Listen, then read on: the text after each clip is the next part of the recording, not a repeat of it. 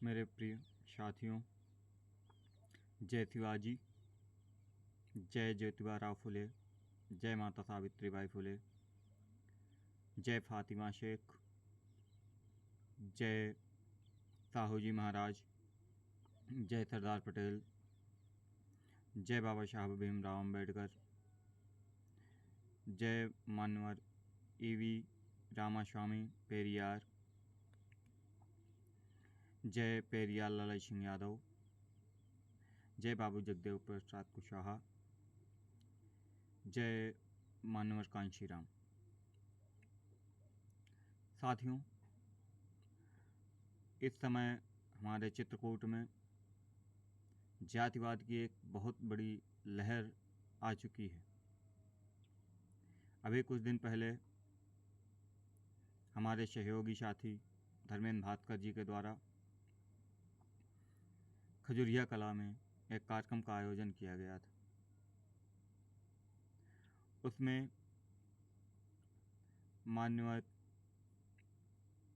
भारत के लेनिन कहे जाने वाले बाबू जगदेव प्रसाद कुशवाहा का एक कथन उनके पंपलेट में लिखा गया था, जिसमें उन्होंने लिखा हुआ था कि मानववाद की क्या पहचान, ब्राह्मण भंगी एक समान।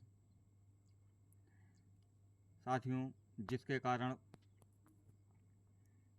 हमारे साथी धर्मेंद्र भास्कर जी को लगातार जान से मारने की धमकियां मिल रही हैं। खजुरिया कला में कार्यक्रम जिन प्रधान जी के माध्यम से होना था, वह भी अपनी चक्की में व्यस्त थे और उसी समय 4 लोगों के द्वारा कट्टे के साथ पहुंचकर उनके ऊपर हमला किया गया। यही नहीं, उनसे 1500 रुपये छीन लिए गए। साथ ही साथ धर्मेंद्र भास्कर जी को भी वह मनुवादी जातवादी सोच के लोग बार बार फ़ोन करके जान से मारने की धमकी दे रहे हैं। साथियों, मैं आप सबको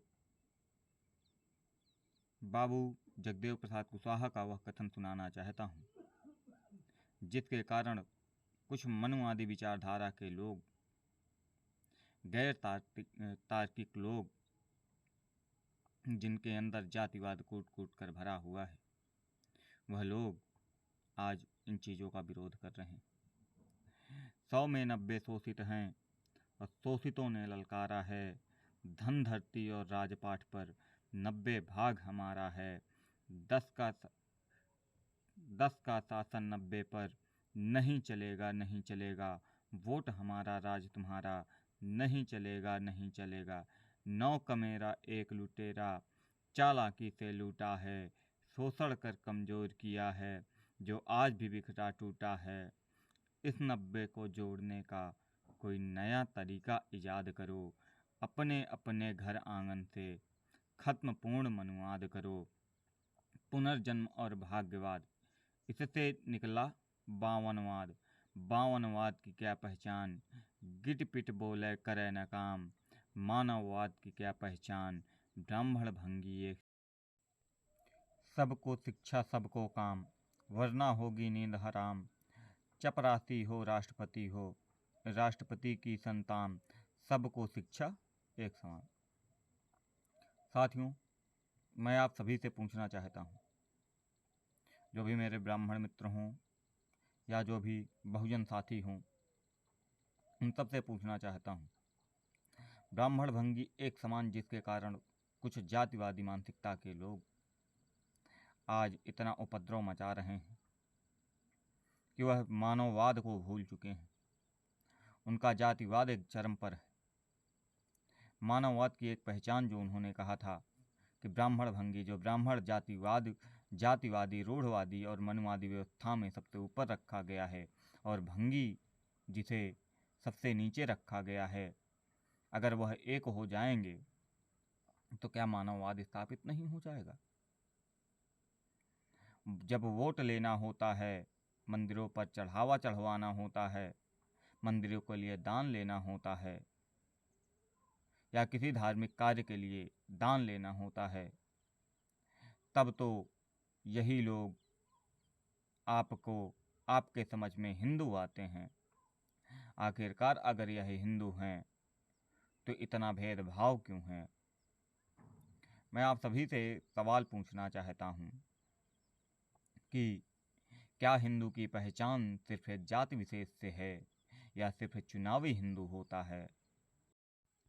साथियों, एक सवाल बहुत अहम होता है इसमें कि अभी जब लोकसभा का चुनाव था, हमारे एक ब्राह्मण भाई जो कि प्रत्याशी के रूप में बसपा पार्टी से आए हुए थे, उस समय बहुत सारे ब्राह्मण साथी जो कि प्रचार प्रसार में मैदान पर थे और हमारे एससी भाइयों के साथ कंधे से कंधा मिलाकर चल रहे थे। क्या उस समय आपको आपका जातिवाद भूल जाता है जब आपको वोट लेने की ज़रूरत पड़ती है?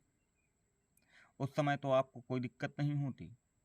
उस समय आप मानववाद की बातें करने लगते हैं। उस समय आप भाईचारे की बातें करने लगते हैं। और चुनाव ख़त्म हुआ तो आप जो है खुद को एकदम सर्वोपरि मानकर आज लोगों का या महापुरुषों का विरोध। हिंदू दिखता है, हिंदू खतरे में दिखने लगता है। आखिरकार ये कौन थे? धर्मेंद्र भास्कर कौन है? माननीय कुशवाहा जी कौन है?